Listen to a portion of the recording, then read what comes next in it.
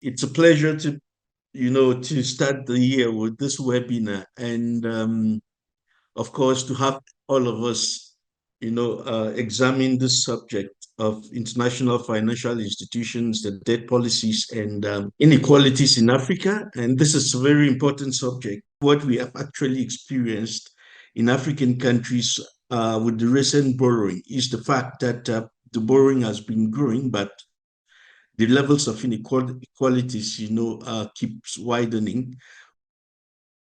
This is taken from IMF uh, debt report on Africa, in 2023, for us to see how the debt figures have been changing, since 2010.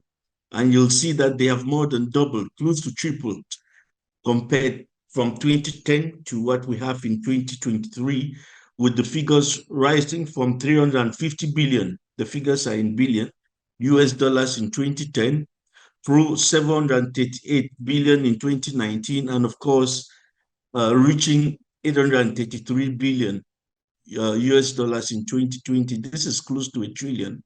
And this is only sub-Saharan Africa, which means if we were to put together African countries north of the Sahara, you will see that we would be getting to 1.5 trillion in terms of indebtedness, in Africa. When I say 1.5 trillion, this is actually in dollars. And this is only external debt. We haven't factored in, the domestic debt as well.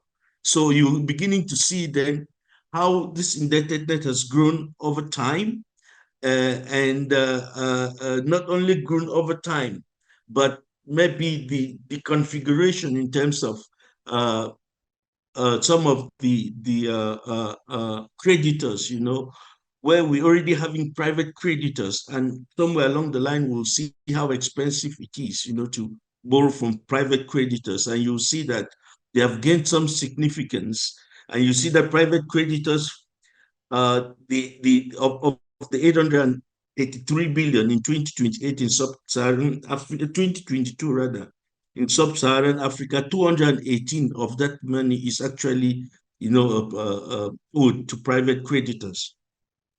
And then, of course, we can see in terms of some of the debt indicators, in terms of external debt stock as a percentage of exports or gross national income, you can actually see that African countries south of the Sahara are actually standing at 157%, in terms of the external debt stock, as a percentage of their exports, which means we are exporting far less, compared to how much we are borrowing.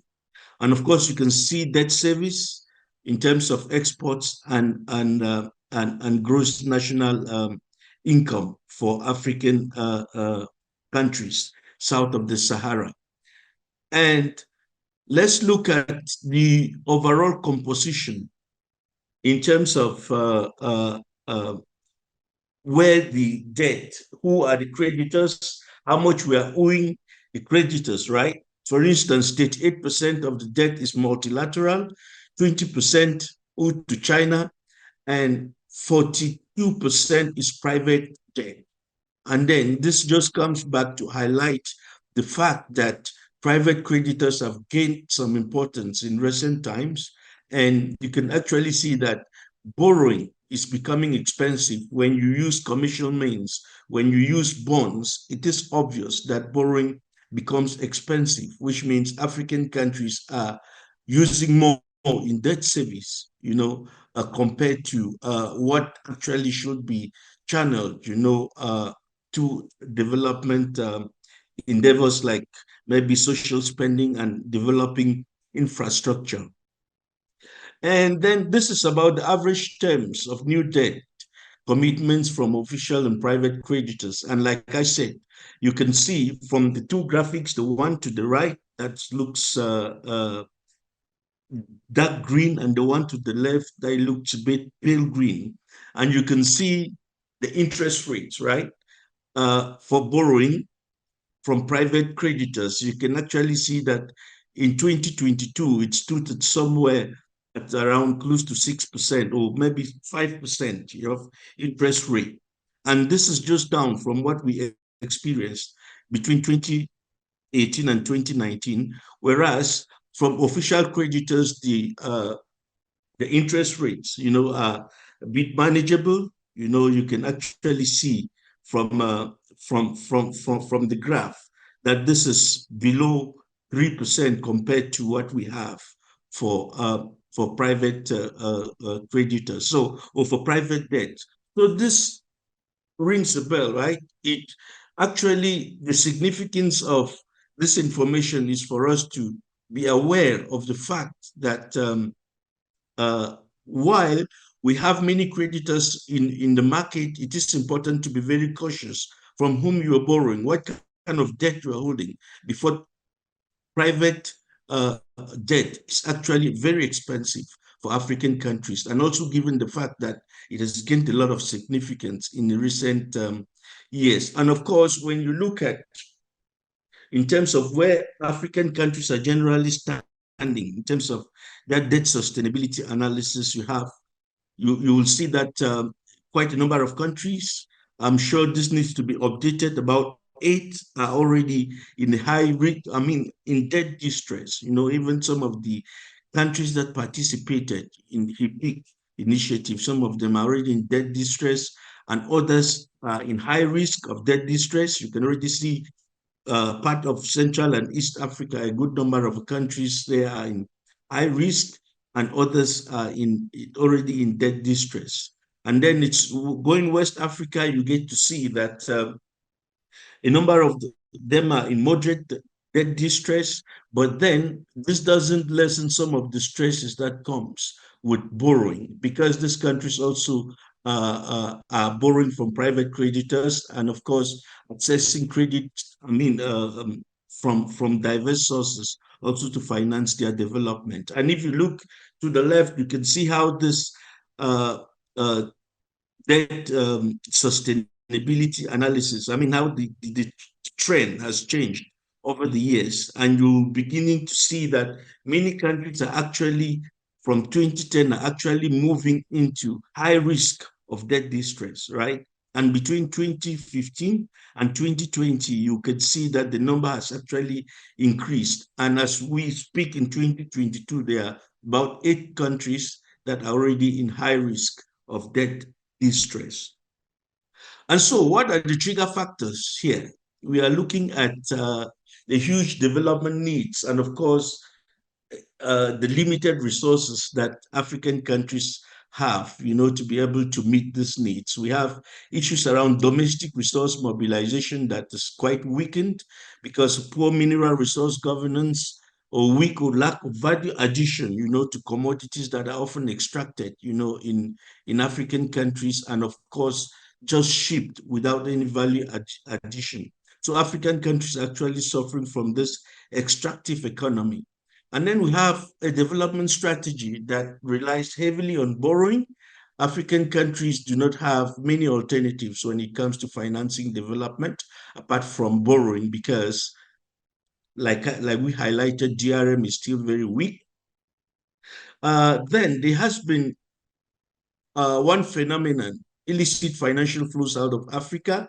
If you remember from the high level panel report, that placed this figure at about 15 billion. But now you see from an UNCTAD report in 2022, it placed the figures of close to 90 billion that leaves African countries through illicit means. And this actually drains resources and increases reliance, on borrowing to finance development.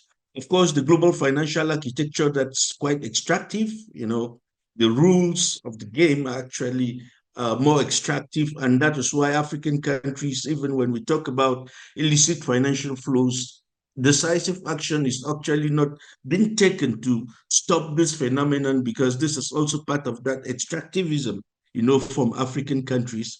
Then, on the part of African countries, there are issues of poor debt governance in Africa. Of course, African countries have to assume some responsibility too. And of course, we borrow sometimes without thinking through, right, to make sure that the borrowing is such that it is sustainable.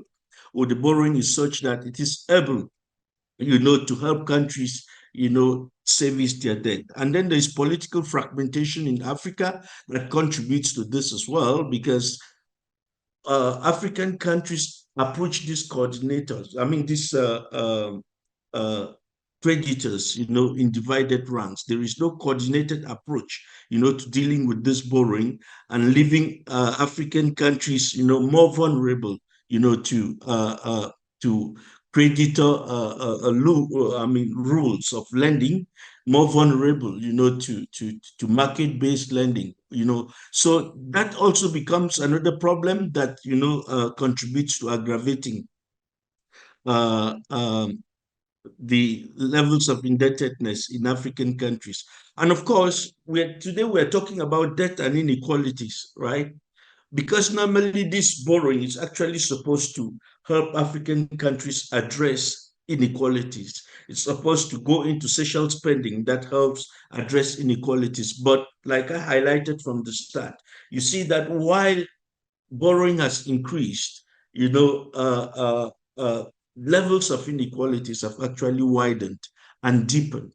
Normally, ideally, we should have increased borrowing and less inequality gaps, but we're actually having the direct opposite when you look at the map, right? You will see that the levels of inequalities in Southern Africa, they have one of the biggest inequalities, globally speaking, at above 50%, right?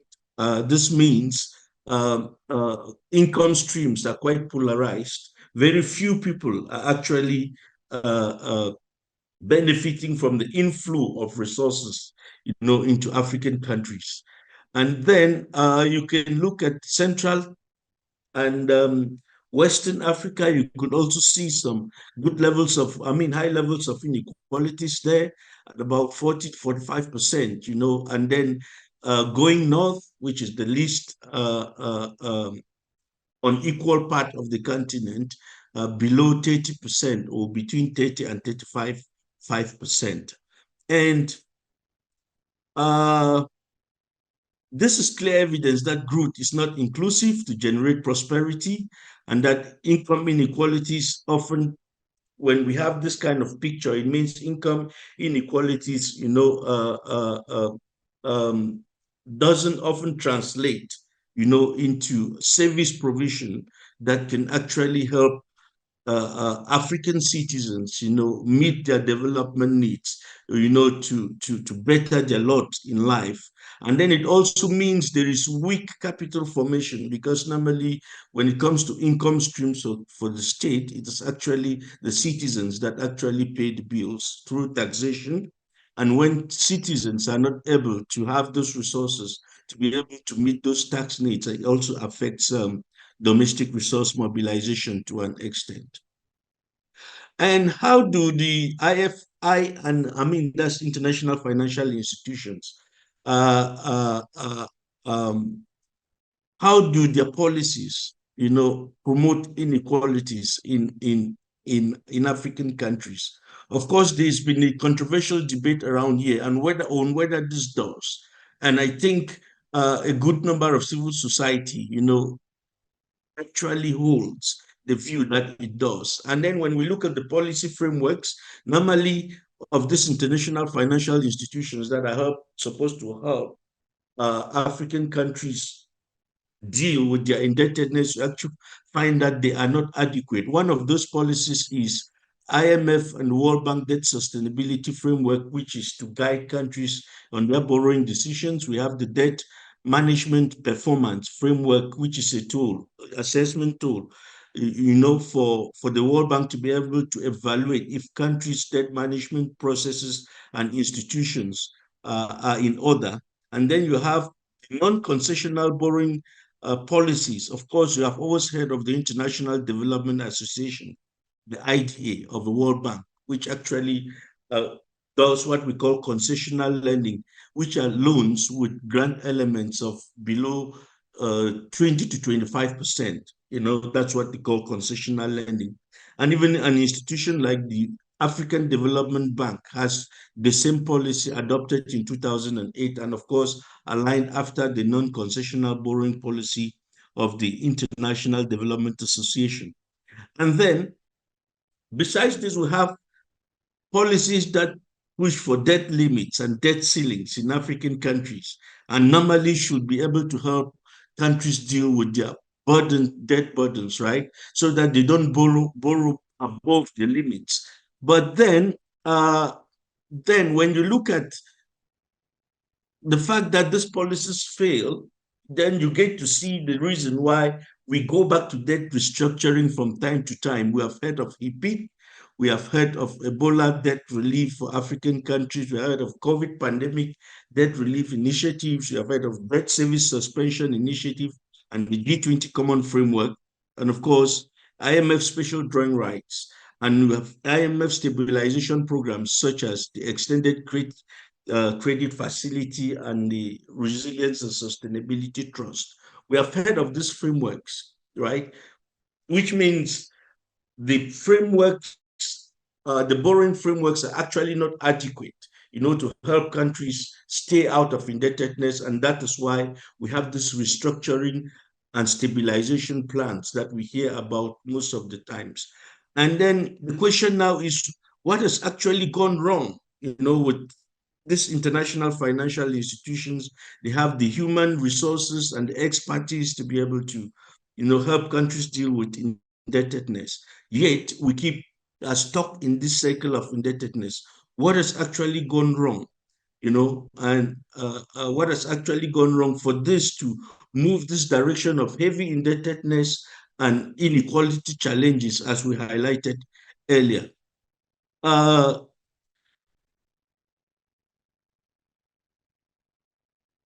of course, from the look of it, we see that these policies, they come with conditionalities, right? This is for us to start, just for us to start zooming in into some of these challenges, or into why some of these policies actually are not adequate enough to keep us out of indebtedness. You hear these policies, they come with conditionalities that impose conditionalities on African countries, which rather makes debt disservice, right? Or which rather makes IMF lending or World Bank policies a disservice to African countries. And we cannot isolate the complex interests of the creditors, right? Their complex interests when it comes to borrowing, also affects the quality of the loans that we have. It also affects the quality of the policies that we actually have, or the quality of the advice that they give African countries. And then debt management policies are also dominated by the creditors. This is not like the creditors and the borrowers meeting each other halfway, or where they are actually sitting around the table. This is more of the creditors crafting these policies and actually pushing them or imposing them on the creditors, which I think on the borrowers, which we think, is also one of those things that, is at the source of these recurrent challenges that push African countries to go for more debt. Then there is lack of transparency. There is no common forum where all debtors and creditors, are supposed to talk to each other and have the debt, restructured in one single process. There is also codes of conduct, like the UNTAD codes of conduct that guides how countries should borrow, and of course, how the creditors should learn, which are not being respected. And at the level of AfroDebt, we have what we have called African Borrowing Charter.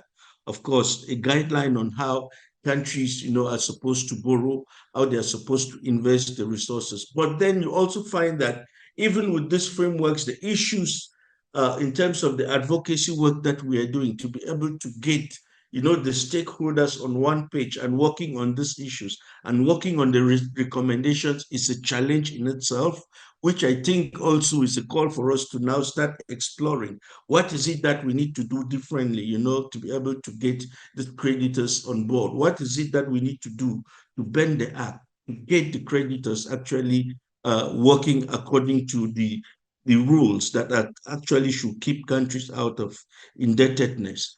And then there's self-preservation, of course. This is a global financial system, a certain hegemonic system that wants to preserve itself. And this ties with the issues around the complex interest. The question now is, how do we have to deal with this? Because this is just something that we can wish away. This is something that we need to approach strategically to be able to deal with, to be able to, like I say, to bend the act, to actually have the system in such a way that it actually delivers for the common good for both the borrowers, the citizens of African countries, and of course, the creditors. So I think that is it for now, just for us to then have this discussion, open up the discussion for us to be able to explore this subject much further, taking into account the fact that we are also convening this webinar, in the run up to the G77 meeting that will be holding in in Uganda in the days ahead. And of course, this is also the Fight Inequality Week. And this is part of that engagement for us to share ideas that we can actually put together, to have a common approach to dealing with these challenges. Some of the international institutions have not really been helpful to a number of African countries in terms of providing solutions to some of the challenges that we have had.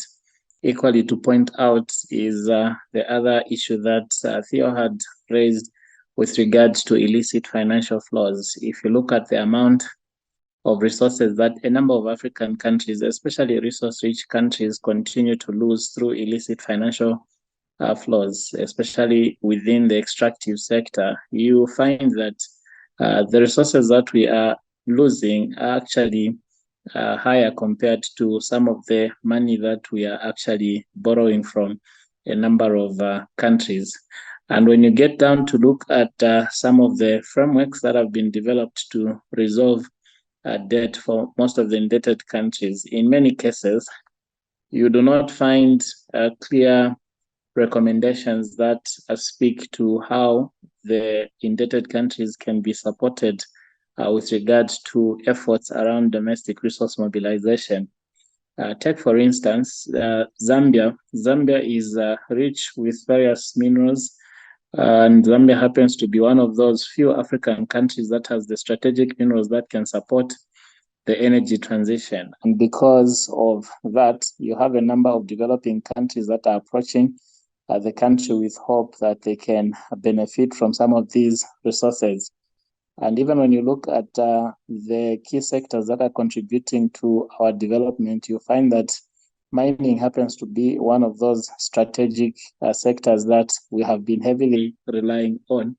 And it is within this sector where we experience a lot of illicit financial flows, as recorded by a number of reports, including some of the reports that have been cited in the presentation that Theo had indicated. But why am I bringing out such a perspective with regards to resources? I'm also connecting this to the recent program that the Zambian government had signed with the International Monetary Fund as it was preparing to apply for treatment of its debt under the G20 Common Framework. If you peruse through the salient details of the extended credit facility that the Zambian government signed, you find that there are completely no serious commitments that are being made and recommendations towards how we can address illicit financial flows. But most of the recommendations that are made are to sectors that are less strategic. Of course, in our development documents, sectors such as agriculture have continued to be cited as strategic sectors to our growth, but in terms of their overall contribution to economic development for over a long time, the agriculture sector has struggled to make meaningful contribution. But for a sector such as mining, where there's a lot of documented information pertaining to illicit financial flows, one would wonder why the international financial institutions decide to ignore such sectors. it would be easier for some of us within the development space to even move to conclusions that some of these agreements that are developed in trying to help developing countries to resolve debt might actually be programs that are just meant to facilitate transfer of further resources from developing countries to richer countries, or under the disguise of undertaking reforms. Lastly, may I also just put across that it would also be important for African countries to get to a point of thinking through in terms of how long they're going to undertake reforms, because every time they get into a problem, programs that come are often pointing to the need to undertake reforms. Isn't there a point where African countries can actually even get tired or have fatigue for reforms, because all the time it's always an issue of make reforms, institutional reforms, and those reforms are often ones that leave the countries more vulnerable than they were even before? Well, it is very critical that African governments, as well as institutions that oversee matters that affect the continent, should begin to have a serious conversation on how we can start changing the narrative with regards to some of the challenges that we've continued to face.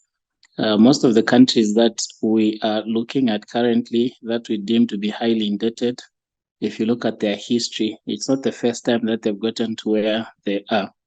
And it begs the bigger question with regards to some of these bigger institutions that we have, like the Africa Union, you have SADC, you could COMESA. One would wonder what they deliberate on every time they gather, in many cases using taxpayers' money. Of course, recognizing that some of their convenings are supported by a number of countries outside the continent. That also is a conversation for another day, but it would be more important that they begin to introspect on measures that they can start putting in place to respond to problems that the African continent is facing. We borrow using foreign currency, and we negotiate, therefore, from a point of vulnerability, of neo-colonialism and actual colonialism.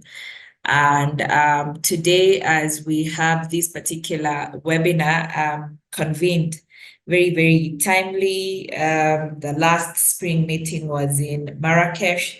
We had hoped that this would be an opportunity for international financial institutions to finally see and resonate with the fact that their policy continue to entrench inequality. But increasingly, and as you have seen even at the World Economic Forum, it doesn't look like anybody is listening. Here in Kenya and at TISA, the Institute for Social Accountability, we've been engaging with World Bank and IMF by and large, because Kenya is currently facing a cash crunch as a nation because of unsustainable debt levels.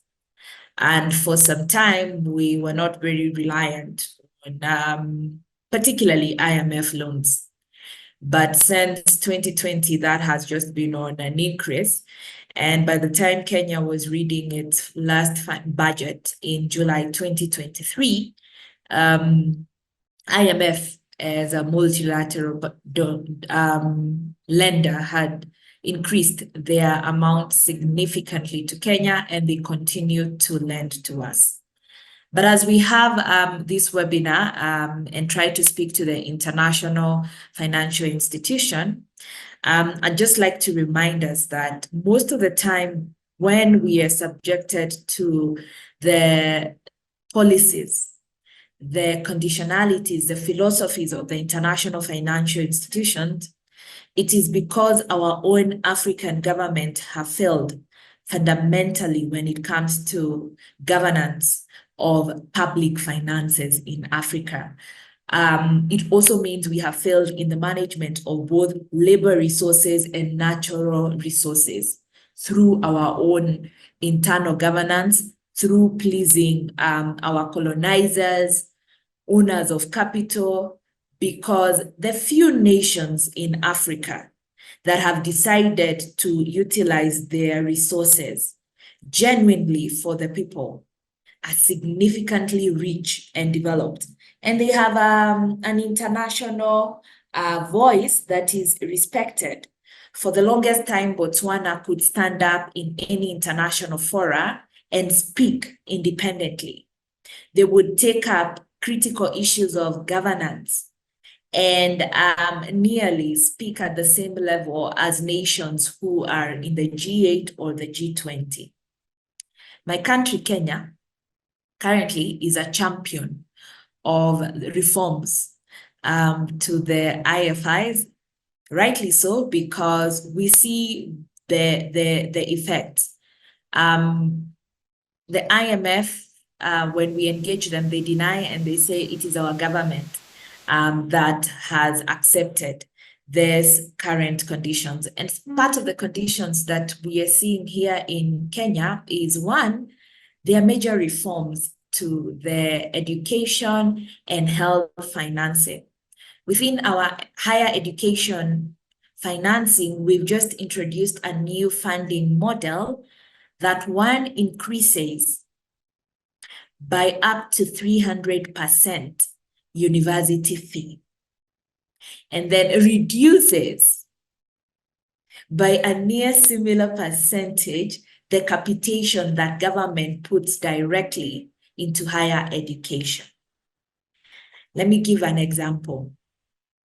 Let's say the entire course, the annual fee for a public, for a government-funded degree in a public university, the cost was previously, let me use the current rate, let me even use, it used to be an estimate of about $400 US. It has been increased to about 2,000 US. And when it was 400 US dollars, the government could contribute up to for some courses, up to 300. That's a very high percentage. You reverse that entirely for people whose income levels have gone down according to our national statistics body. And then you want people to rely on, one, government loans, but also public loans. So it is a new model that is introduced to take away the money that would have been invested in critical social sectors that are at the heart of reducing poverty, lowering inequalities. So as a result, a nation where increasingly we encourage people to study, to get out of poverty, they would get support if they were able to perform at a certain level. Now we are telling them, perform at a certain level, then ready your parents to bring their assets so that they finance your higher education. What happens? Less people will have the needed skills that we need for the labor market, both at the national level, at the continental level, and at the global level. Everybody will move to informal skills that are just for survival. So we are likely to see higher levels and incidences of poverty.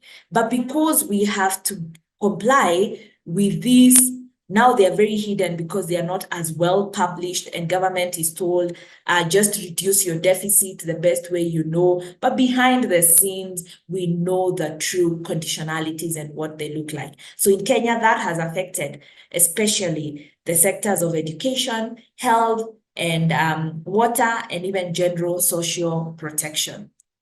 But if we had been prudent, and Kenya was out of, say, the IMF radar all the way up to 2012, 2013, if we had taken up fiscal discipline for the few bilateral loans that we had, the impressive revenue collection, the amazing natural resources.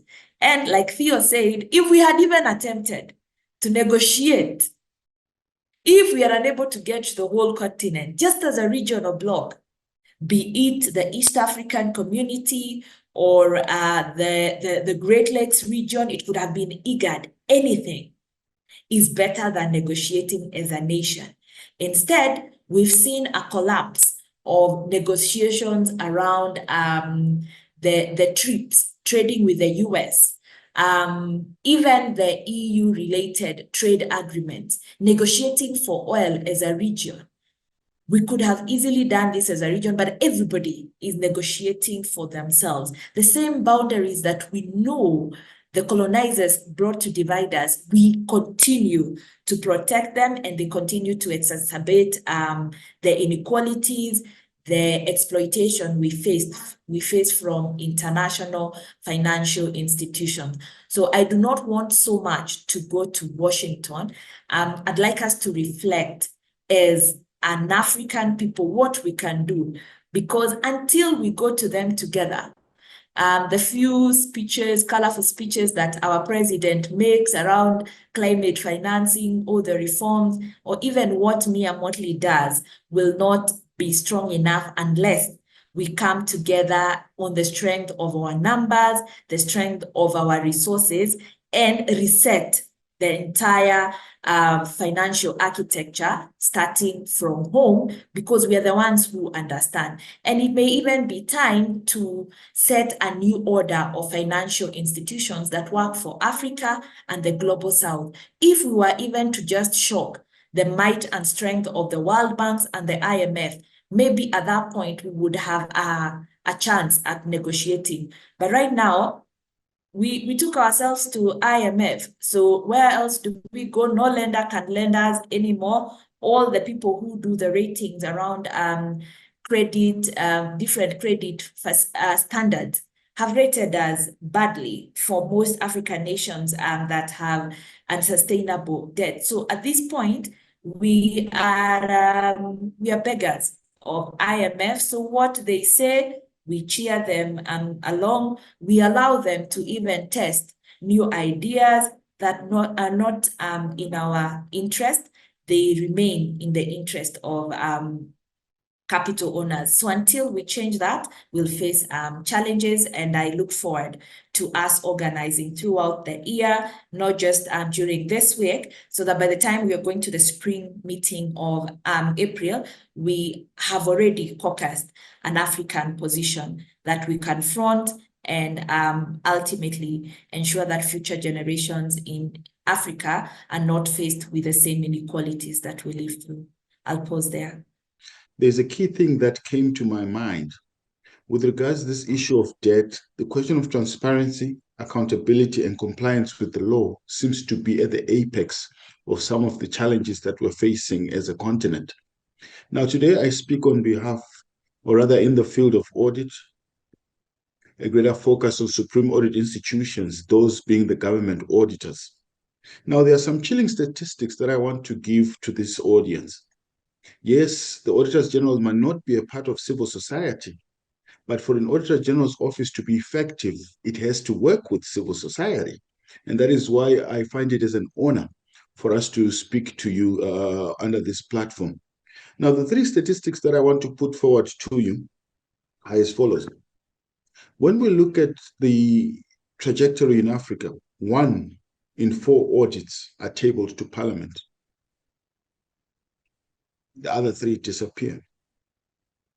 Number 2, of all the audits that are done, 2 out of 7 are regarded as relevant, especially by stakeholders and users and CSOs such as you.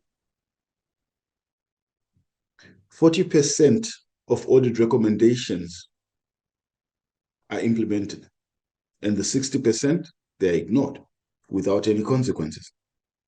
And lastly, Supreme Audit institutions are facing backlogs in the performance of their audits. Some of them are still doing audits as far back as 2020. But what other areas of audits are we talking about? We're talking about auditing debt, bringing transparency, accountability, and compliance with the law in the public sector with regards to debt. There are key areas that Supreme Audit institutions are auditing. They are auditing debt reporting, debt recording, debt servicing, and debt management. And after doing all that work, they are being affected by those chilling statistics. Now, the question that I want to put back to you is civil society, as far as pushing the Office of the Auditor General to report without fear or favor, bringing about transparency, accountability, and compliance with the law when it comes to data accumulation, where are you? What mechanisms have you put in place to push the Supreme Audit institutions to do the work that they are meant to do? We're living in a world where the Supreme Audit institutions have been turned from being a watchdog to being a sheepdog. I'm here to bring the perspective of the African country to the discussion and shed light on what civil society organizations are doing to resist international financial institution policies in the region. Countries in the region, including Tunisia, Egypt, and Morocco, have entered into that agreement with the IMF. And to get those loans, there is conditionalities, and they have to follow the neoliberal agenda of the IMF. The IMF is always promising for making those countries more competitive in the global market.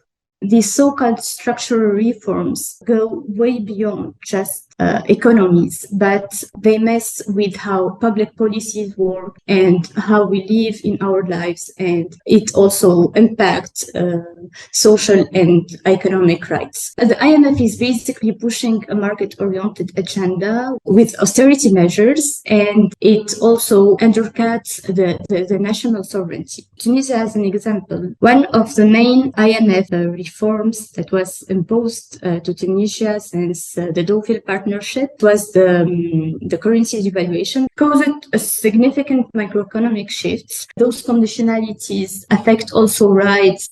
It's not only in Tunisia, also in Egypt, the currency devaluation. In 2016, the pound was devaluated. This impacts the food prices, inflation. It impacts the cost of living and hits the poor. And we know that when currency takes a hit, it's on every everyday person feeling it right away. Those are not just stories or just informations from reports or economic reports. Those are things that we are living every day. And we believe that understanding how these decisions were taken on a global level have a direct impact, harsh impact on our lives, our ordinary people. To shed light on how civil society, especially in Tunisia and on North Africa, has been joining forces to resist those reforms imposed by international financial institutions. Let me step back to the Deauville Partnership. 11 civil society in Tunisia has been aware of the dangers of this project. My organization, OTE, before it became OTE, was a collective, an anti-debt collective called Magelounesh, an expression in the Tunisian dialect that means they didn't tell us. The collective organized campaigns that aim to expose what this Deauville Partnership is shaping and is hiding. Something has to be done. And also at OTE, we believe that collaborative work during this year has to be done. So in conclusion, I think that our approach to a global south, civil society organizations position, first, we have to end the debt crisis in making the debt by the audit, repair, and cancellation for odious debt. And also, we have to fight against austerity and neoliberal policies for the just and rights-based economy in our countries. Also, we have to break free from the global financial architecture. Yes. Last thing is, I want to say is we have to delink, and we have to build regional integration on the region and on the continent. Now that we know how IFIs are contributing to the debt problem in Africa, how can they better support African countries towards debt sustainability? I'm going to kindly ask Theo to respond to that question. International financial institutions, they have a key role to play because they have a convening power, they have expertise, They have the political leverage, that it takes to be able to stem, illicit financial flows out of, leaving Africa. They know where these illicit financial flows are coming from. They know the destinations of this illicit financial flows. They understand the policy context and the economic context that actually, and the political context that actually facilitates this. And I believe that they have a moral responsibility beyond just the economics, to be able to look at their role beyond just being economic advisors, but also through the boards of these institutions and through the technical expertise that they have, to be able to push for this most multi-stakeholder engagement, that can actually facilitate, or put an end to illicit financial flows out of Africa. You will also know that the IMF, in terms of a policy advice, African governments, pay great attention to their policy advice. I will just give you an example in my country. It is easier, for the IMF, to push the government towards one policy direction, compared to the civil society, right? And a policymaker in the National Assembly actually pushing for change of policy. It's easier for the IMF to do that, and it quickly exhibits, or it's a quick indication of how much power, of how much influence they wield. And with civil society, there is a potential, for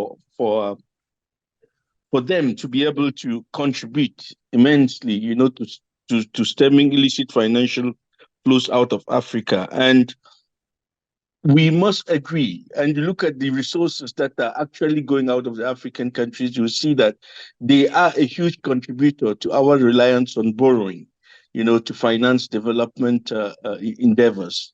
They are a few because they drain resources. And of course, the figures that we often see are just quite conservative, which means they could be more to these illicit financial flows than reported. This is to say that they are also underreported in many instances. And the only thing, and I think which also relates to the question on where things have also gone wrong, is the fact that we don't yet have that political will to put the final stop to illicit financial flows. And another question beyond that could be, how do we find that political will? I think that also answers why we are here, to explore the means that we can actually work as civil society to make sure that this becomes an important issue in the agenda of the IMF, of the World Bank, of the international financial institutions, that it becomes an issue in the agenda of the G20, and of the advanced economies, which are the destinations, for the illicit financial flows leaving the African continent. So I think international financial institutions, indeed, they have an important role to play. And we as civil society, should also be part of that engagement to make sure that this becomes an issue in the agenda of these institutions. So the second question, it reads, where do we seem to be getting it wrong? While as a continent, we seem to know what's wrong and what needs to be done, we still seem to be clueless and almost powerless to bring the change we want. Also, there always seems to be some kind of disjoint approach to dealing with our problem between government and CSOs. It's not like we don't know what to do. It's not like the technical advice is not there. The World Bank and the IMF has been, at the policy front in African countries for several decades. And they know the right things. They know what is supposed to be done. African governments themselves, they understand these problems better, sometimes more than civil society, because they're actually the ones sitting on the policy issues. I think where we have actually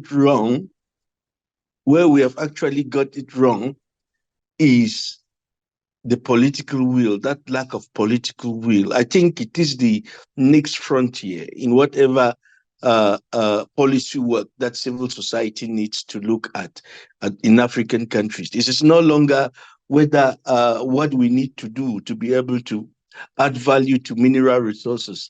It is no longer about what we need to do, or about what kind of borrowing, because we know how borrowing works. African governments have institutions that are in charge of this.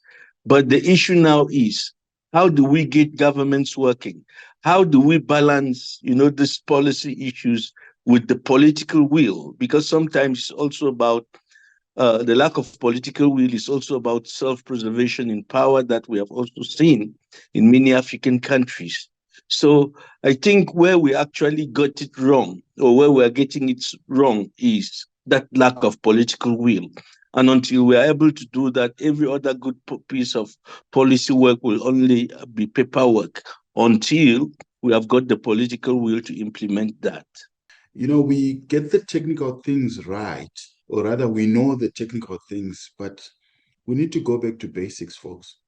Like, a very simple thing is, do we carry a common vision as Africans? When we are looking at Africans, do we understand 10 years from now, 50 years from now, what kind of food an African should be eating? How do Africans dress? What is the level of education of an African? And what is the quality of life of an African? Do we have that vision? In most cases, we don't. We are living from one day to another. And when we come up with visions, we come up with flimsy ones, visions that do not touch the core of being an African. And what brings about vision, if not leadership? Proper, adequate leadership. And that is one area where we are lacking. Our leaders seem to be letting us down. And we are letting them down by not participating. We need to have real citizen participation in governance, in that envisioning, and in the proper choosing of our leaders. And once we organize ourselves like that, I think there's much we can achieve. But that's just a microcosm. There's a whole lot more that can be achieved. And if that solution was as simple as I'm putting it across, I think Africa would be far. It is complex, but it takes us having more and tougher conversations such as these ones. Thank you.